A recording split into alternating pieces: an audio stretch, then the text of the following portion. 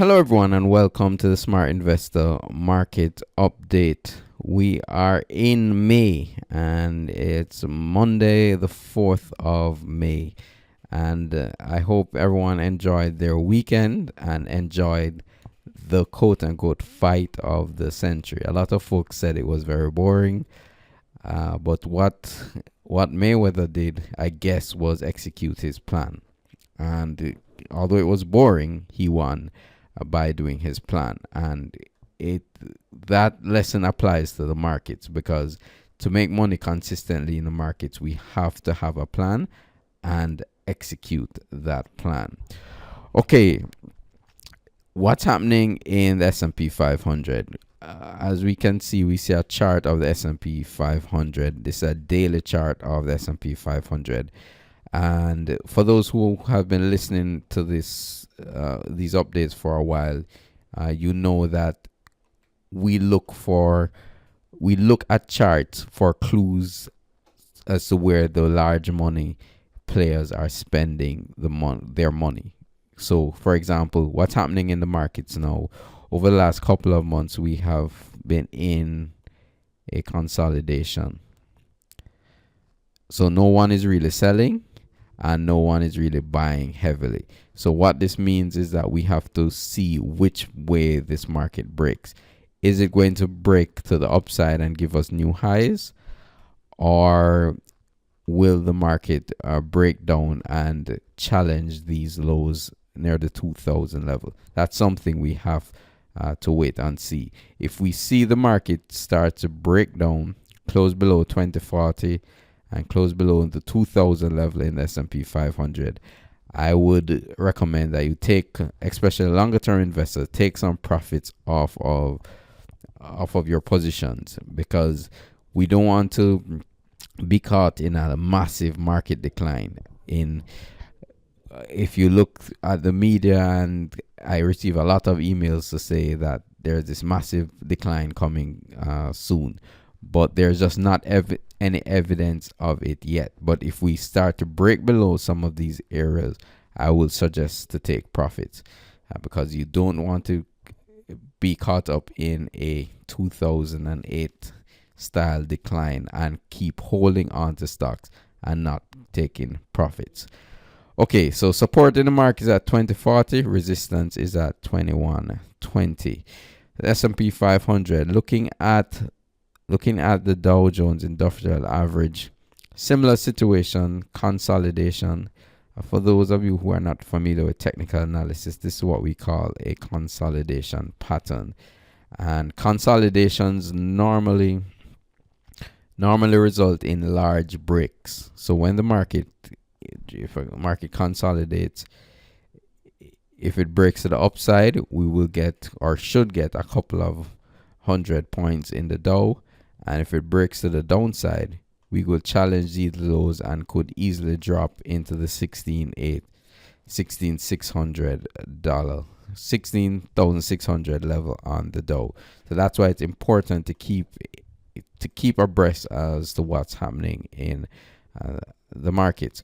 Okay, looking at the Nasdaq, consolidation, but not as distinct as the Dow. And just for reference, the Nasdaq is at 4,482. The all-time high was made in 99, right there. So we are still below that level, but the market looks like it wants it's like a magnet dragging the market up to that level, just shy of 5,000. The actual level is 4,816. So we're a couple points below.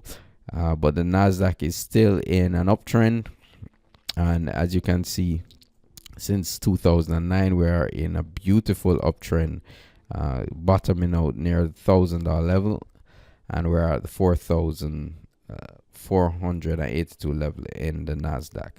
So the bull market continues. Okay, taking a look overseas, we see that the German DAX is pulling back, and while the S&P 500 between October and now was kind of moving upwards but more sideways, this market, the German DAX took off, and from the 8500 all the way up to the 12,500 level. So quite a significant move in the German DAX, and we're getting some pullback here in the DAX. Taking a look at the FTSE 100 over in England. Hi to my British friends. We are up on.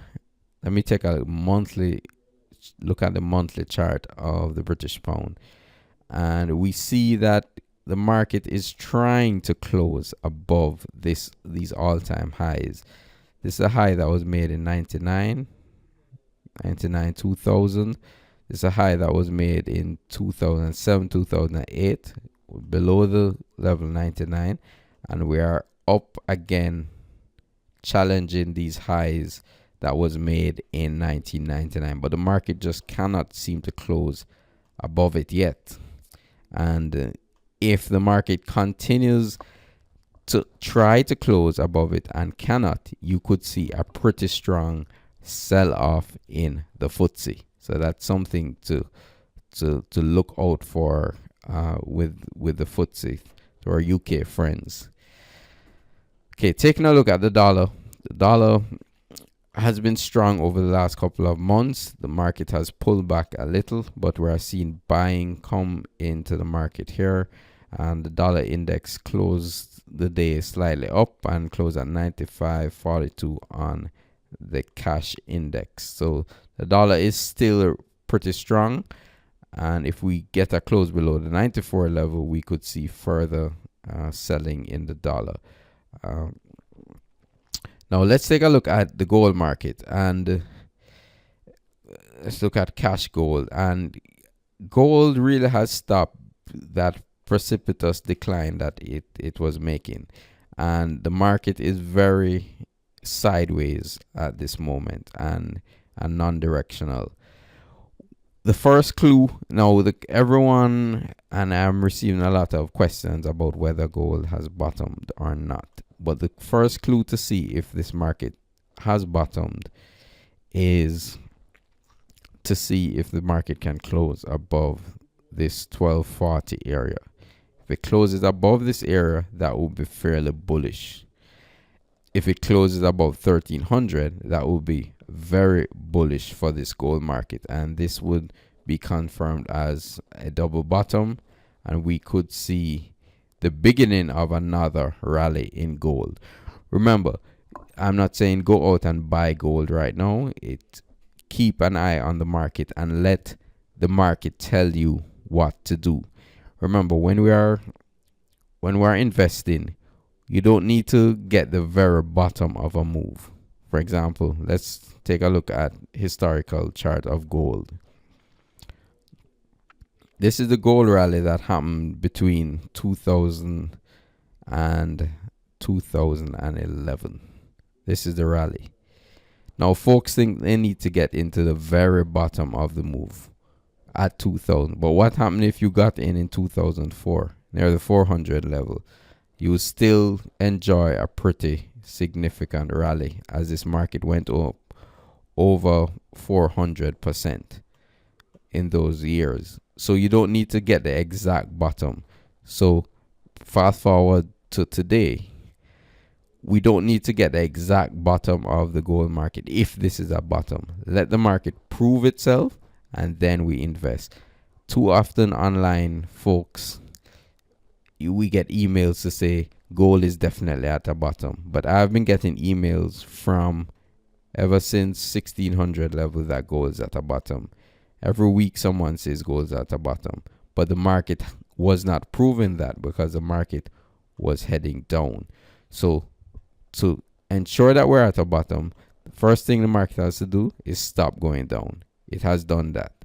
Now we want to see the market rally and take out these resistance levels, because what could happen is that the market could continue to go down and sell off from here, and if you bought here, you'll be underwater. Okay, so remember, when we're investing, listening to the media sometimes will lead you in the wrong direction. follow what the market is telling you, follow what the price action is telling you, and you will have better results. Highlight of the, I just want to take a look at the ETF, and that is our biotechnology ETF. Let me just bring it up here. It seems to have disappeared out of my list, so let me just manually type it in. IBB. Okay, IBB. Okay, so IBB, the biotechnology ETF, has been going up. This is a monthly chart, and ever since 2009, it bottomed near the $50 level, and it's now at 345. Look at this wonderful uptrend. It's the same lesson that you don't need to get the very bottom of this market, but there were signs that this market was bottoming out, and even if you got in at the 100 level or the 150 level, you would have enjoyed a pretty strong rally. So where is IBB going from here? Okay, we are pulled back slightly, and this market is currently in a bit of no man's land. We have support near this 330 level and resistance up near the all highs of 380 level. If we do get a close below 330, we could look to take some profits off the table, because this has been a pretty strong up move so far. So we could take some profits off the table if we do get a close below 330.